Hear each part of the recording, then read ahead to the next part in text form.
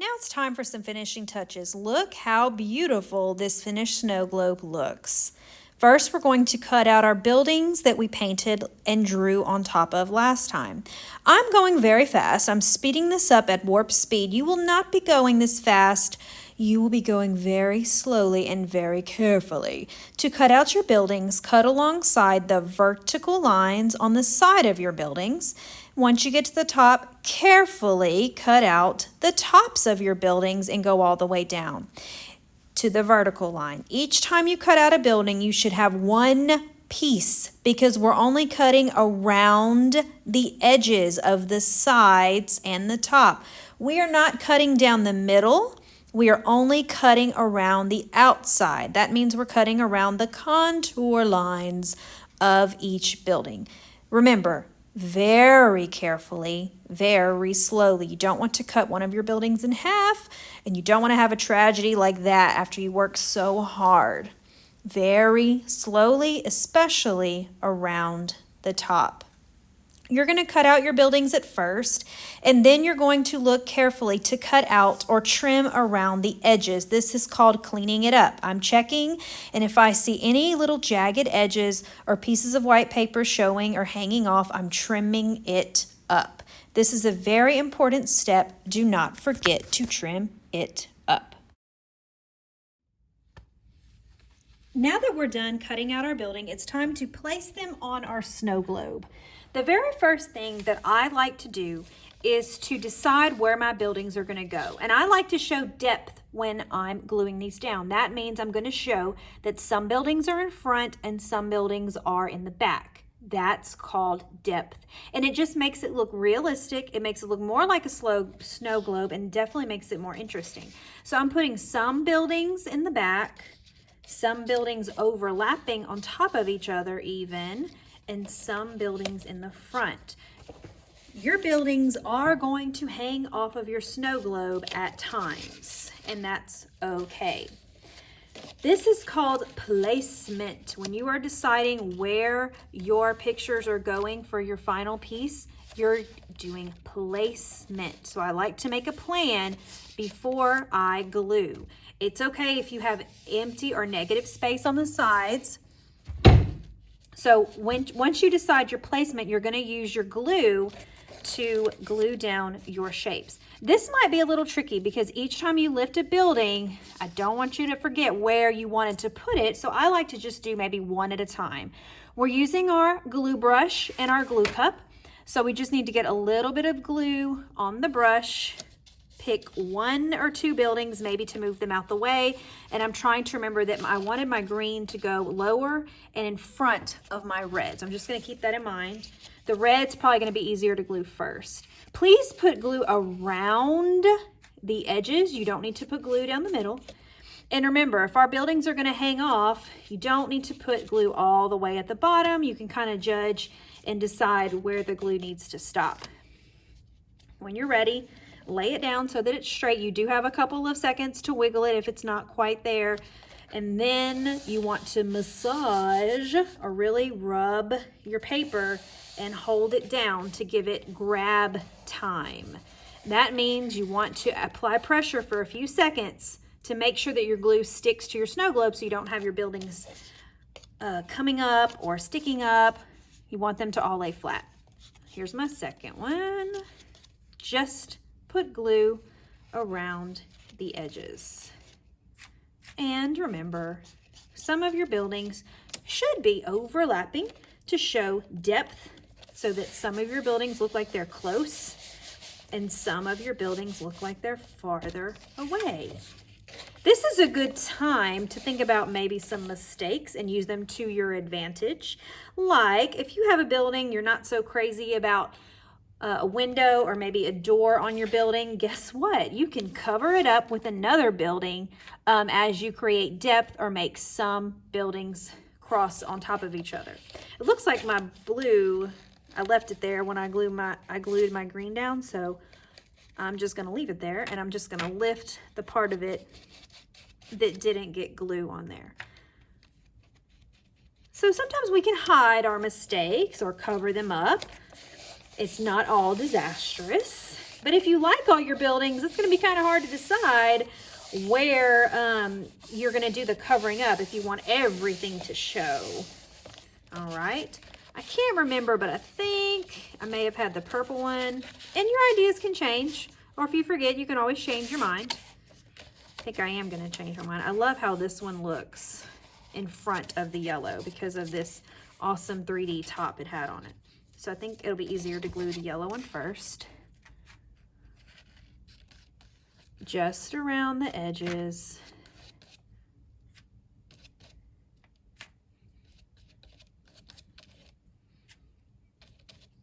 Give it some grab time.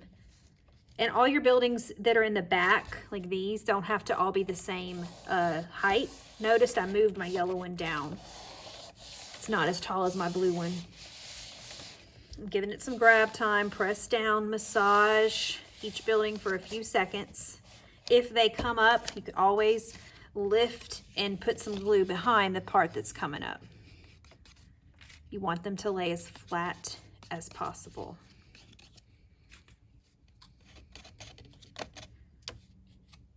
Looking good. I think I wanted that one on top.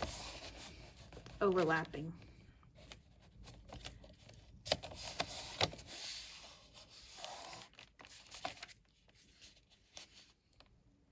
Now, one final thing you can do to give it some grab time is to flip it over and massage or press down the back just to make sure it's really stuck well.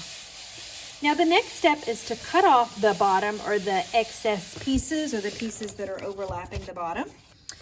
So I like to do this from the back so I can really see where that curve is going to be on my wooden cardboard.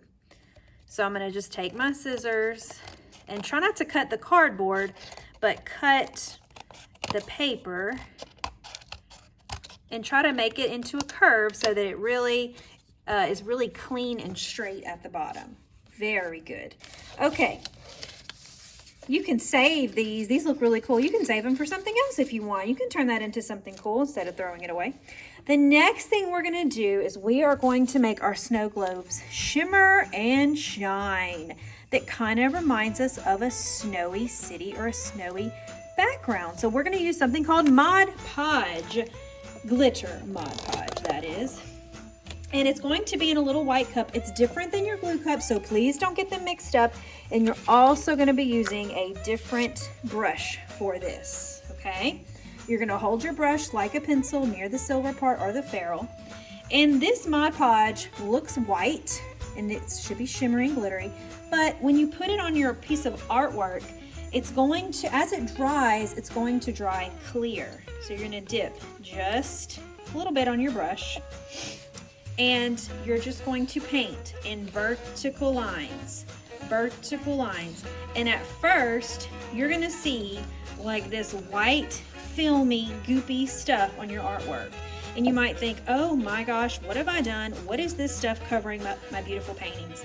But like I said before, it will dry clear like the first one I showed you. The most important thing is to paint in vertical lines or in one direction. If you don't paint in one direction, or if you don't paint evenly, you will have goopy pieces on your paper, and you want it to be nice and even, a nice even coat. That means you're going over it one time. And this will also help your buildings really stick on there in case any of your glue's coming up. And Mod Podge, the main purpose of it is as a protectant. So it's going to protect your picture from fading and from tearing and ripping over time. The Mod Podge acts as a seal to protect all the beautiful colors and work that you did. If you see any streaks on your artwork, you might want to take your brush and just smooth it out, okay? You don't want big globs on your paper. If you do have a glob, smooth it out by sweeping it like you sweep the floor to another part of your painting or just down. Once you think you have Mod Podge over the whole thing, it's going to dry but double check to make sure, because if you skipped a part, it won't have that shimmer and shine on that part of your painting. You don't need to go over it again. You only need to go over the parts that look like they need smoothing out, big clumps, or if you forgot a part that has glitter. Awesome! These are so beautiful. I can't wait to see the finished product and the finishing touches to our beautiful snow globe paintings. Boys and girls, there's one more optional step if you would like to add snow caps on the side of your buildings, as if the ledges and windows of the buildings have collected snow. If you choose to do that, you may, using something called fabric paint or puffy paint. So what you're going to do is you're going to give it a little shake, unscrew the cap, and you will squeeze the paint in the direction that you want it to go. If you're wondering how this works and wanting to just test it out a little bit, I will allow you to make a little squiggle on your newspaper so that you will find out what it feels like when it comes out and how it's going to look. You will not be using this to make a bunch of paint marks on the newspaper. It's just one little dot or one little squiggle, and then it's time for you to use it on your picture so it won't be wasteful, okay? So what you can do is pick, I would start on the side, the opposite side that you write with, so your arm won't be moving around the spots that are wet. Do not touch this paint under any circumstances. It needs to dry and set, and it takes over 24 hours. So if you touch it with the tip again or with your finger, if you smudge it, it'll dry that way. Okay, so you'll have a smudge instead of a white windowsill. So pick a line on your building, and it can be a straight line like that by following the line of your Sharpie.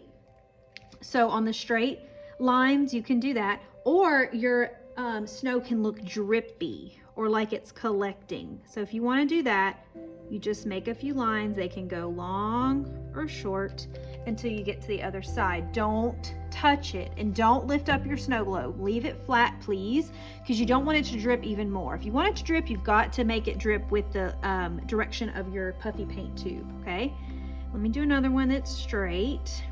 And you're not going to put paint or the snow on every single line. Just pick a few, maybe pick one or two from each building, and that's going to be your limit so that we will have enough for everybody else. And plus, we don't want to take away from your beautiful snow globe, so we don't want it to be completely covered in snow because we want the emphasis to be on the snow globe, okay?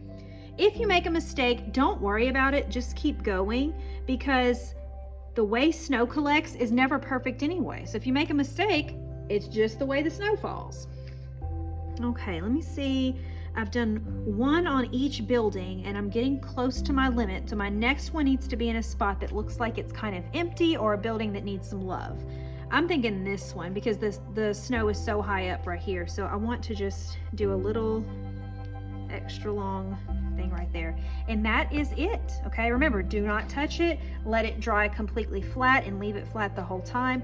Cap your puffy paint or your fabric paint all the way, and you are finished. Remember, boys and girls, if you ever want to try this project at home, all you need is some cardboard, because that's what this is made out of. Even if it's not white on one side, I'm sure that you can paint on top of it, even if it might be brown, like the color of cardboard. If you don't have paints, you can use markers, Sharpies, even crayons will do the trick. And then when you're making your buildings on any paper, it can be computer paper or just plain white paper, and it doesn't have to be watercolors like we did on our buildings. It can be markers, Sharpies, crayons, or any material that you have. I had so much fun making these with you guys. I hope that you enjoyed it as well.